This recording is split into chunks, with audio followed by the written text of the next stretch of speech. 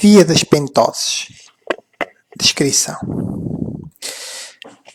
A via das pentoses é importante para a síntese de NADPH, que vai interessar para as sínteses redutoras, por exemplo, dos ácidos gordos e do colesterol, também para a síntese de antioxidantes e para reações de hidroxilação. E para além disso, permite também obter o fosfato de ribose, importante na formação dos nucleotídeos. A via das pentoses caracteriza-se por ter duas fases. Uma irreversível, onde atuam duas desidrogénases, dependentes do NADP+, e que, além de formar o NADPH, vai formar o fosfato de ribulose. E uma outra reversível, onde atuam uma transstólase, uma transaldólase e uma série de isomerases, ou isomérases, e que vão interconverter o fosfato de frutose e o fosfato de gliceraldeído em fosfato de ribulose, unindo assim as duas fases.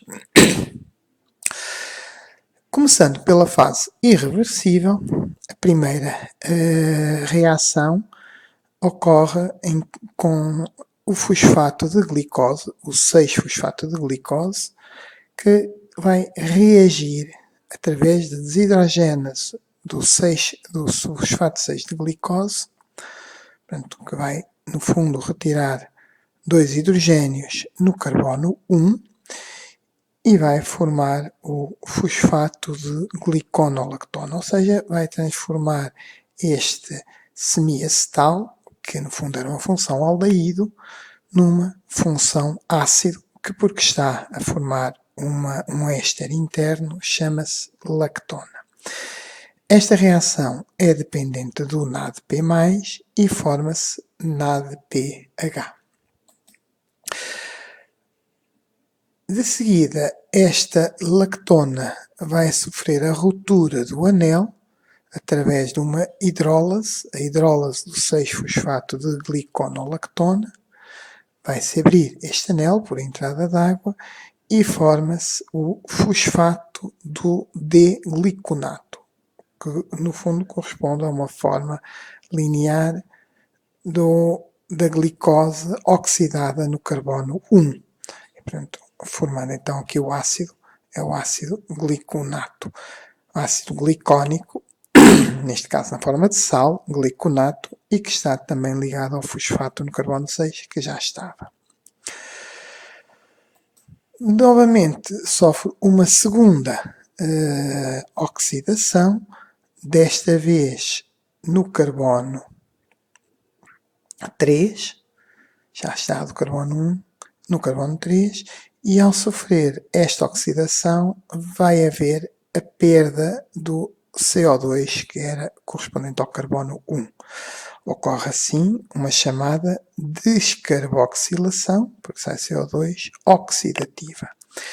E quem promove esta reação é na mesma uma desidrogénase, neste caso é a desidrogénase do 6-fosfato do gliconato, que atua sobre o 6-fosfato de gliconato. Como ocorre uma perda de um carbono, deixamos de ter uma hexose, passamos a ter uma pentose. Neste caso, uma cetopentose, e portanto é a ribulose. Passamos a ter o 5-fosfato de ribulose. Assim, a fase irreversível corresponde à oxidação de uma glicose, apesar de neste caso estão representadas 3, já vão perceber isto agora por causa da fase reversível, mas ocorre a oxidação de uma molécula de glicose a ribulose com formação de 2 NADH e 1 CO2. Esta ribulose vai entrar agora na fase reversível, e uma das possíveis reações da fase reversível é a conversão da ribulose em ribose. Portanto, a formação do fosfato de ribose. Neste caso eu vou representar aqui inicialmente a partir das 3 moléculas, mas poderia ser apenas uma, como depois iremos ver. Ocorre por ação de uma isomérase, a irosomérase das pentoses fosfatadas, porque converte a ribulose, que é uma cetose, na ribose, que é uma aldose. E esta conversão passa pela chamada forma N-diólica. Portanto, há aqui uma isomerização em que passa de cetona ao correspondente enol, como o primeiro carbono já tem um OH, daí o termo N, ligação dupla, diólica, N-diólica. A mesma enzima promove depois a isomerização em sentido contrário e, portanto, passamos daquilo que inicialmente era uma cetona para o aldeído e, portanto, passamos do fosfato de ribulose para o fosfato de ribose. Eu aqui não estou a dizer a localização do fosfato, seria o 5-fosfato de ribulose para o 5-fosfato de ribose. Esta ribose pode depois, e aqui há uma reação irreversível, não é considerada como uma reação da via das pentoses, mas uma das funções desta ribose é para a síntese dos nucleotídeos.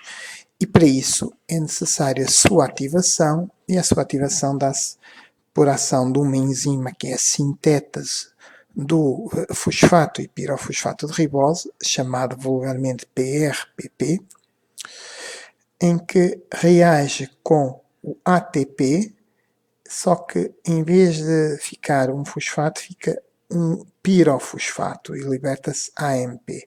E, portanto, forma-se o 5-fosfato, já lá estava, 1-pirofosfato de ribose. Aqui estava na forma linear, aqui está na forma cíclica, mas corresponde ao mesmo composto. Portanto, formou-se o 5-fosfato, 1-pirofosfato de ribose, que é chamada a forma ativa da ribose, e que depois mais tarde vamos ver quando se falar da síntese dos nucleotídeos. Portanto, neste caso, o que temos é a glicose a ser oxidada e ocorrendo uma descarboxilação, a ribulose a ser isomerizada a ribose por reações reversíveis e depois uma reação corresponde à ativação da ribose, formando o chamado PRPP, fosfato e pirofosfato de ribose. Normalmente, a via reversível, e começando a partir da ribulose, normalmente o que temos é apenas uma molécula isomerizada a ribose, as outras que ali estavam ali 3 representadas exatamente por causa desta fase reversível, as outras em vez de serem isomerizadas aqui no carbono 1,2, passando de cetose a aldeído, aldose, vão ser isomerizadas no carbono 3. Portanto, como é em torno de um carbono, chama-se a epimérase, a 3-epimérase do fosfato de ribulose, que converte a ribulose em xilulose. De seguida, ocorre uma reação de transferência. É uma transcetólase. As transcetólases transferem unidades de 2 carbonos e têm como grupo prostético a tiamina, ou seja, que é um derivado da tiamina, o pirofosfato de tiamina ou vitamina B1.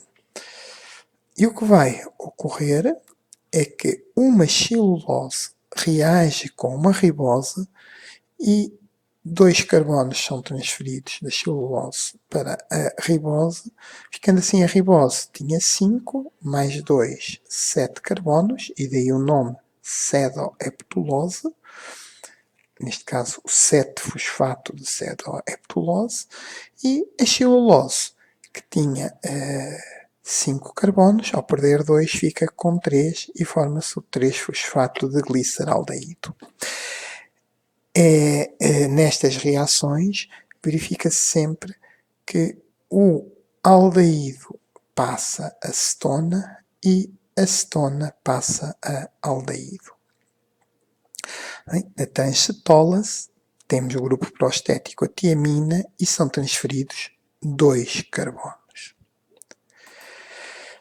De seguida, atua uma transaldólase. A transaldólase, em vez de transferir unidades de 2 carbonos, transfere de 3 carbonos e já não tem aquele grupo prostético da tiamina. Tem uma reação diferente. E, portanto, neste caso, ela vai pegar em 3 carbonos da cedoheptulose e transferi-los para o gliceraldeído que se tinha formado na reação anterior. Portanto, se isto tem 7 carbonos, ao perder 3, passa para 4 carbonos. Uma eritrose. O gliceraldeído, ao receber 3 carbonos, passa a ter 6 e forma-se o fosfato de frutose. Mais uma vez, verificamos que o composto que era uma cetona passa a aldeído e o que era aldeído passa a cetona. Transaldólase, 3 unidades.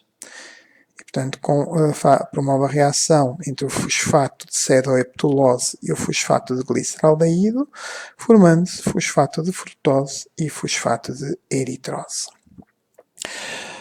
Por fim, esta eritrose reage com a terceira molécula, que seria a segunda de celulose, e reage por ação de uma transcetólase. Mais uma vez, transcetólase transfere 2 unidades e aldeído passa a cetona, cetona passa a aldeído, aldeído passa a cetona. E, portanto, a transcetólase transfere 2 unidades e vai transportar de uma celulose que tinha 5 carbonos, 5 menos 2 passa a 3, forma-se o fosfato de gliceraldeído e estes 2 carbonos vão para a eritrose, que tenha 4 mais 2 passa a 6 e forma-se o fosfato de frutose.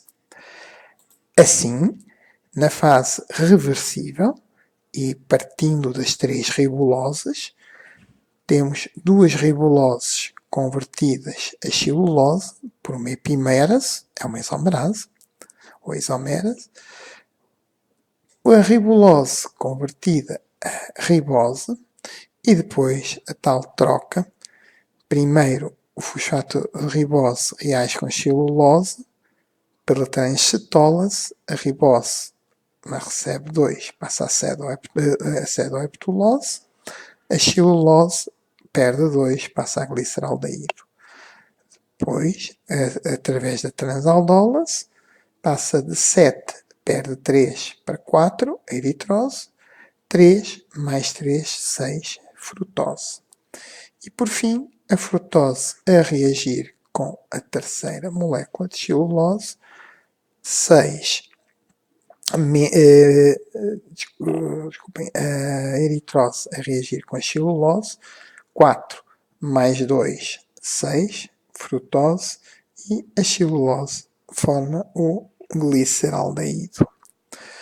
Juntando a fase irreversível com a fase reversível, o que nós vamos ter, do ponto de vista prático, é que 3 moléculas de glicose sofreram desidrogenação, descarboxilação e deram 3 ribuloses. Essas 3 ribuloses isomerizadas, 2 por epimerase, 1 por uma isomerase, e depois por transferência de carbonos, tínhamos 3 de 5. Agora, primeiro passam 2, depois passam 3, e depois passam 2, e vão originar 2 fosfatos de frutose e 1 gliceraldeído. Se repararem, tínhamos aqui 3 vezes 6 carbonos, aqui temos 2 vezes 6, mais 3. Os 3 carbonos que faltam são as 3 descarboxilações que ocorreram. Assim, e finalizando, na via das pentoses, na fase irreversível, temos a glicose a originar ribulose, com uma descarboxilação e formação de 2-NADH. Na fase irreversível, a ribulose origina 2 frutoses e 1 gliceraldeído. Espero que tenham gostado de mais este vídeo. Muito obrigado.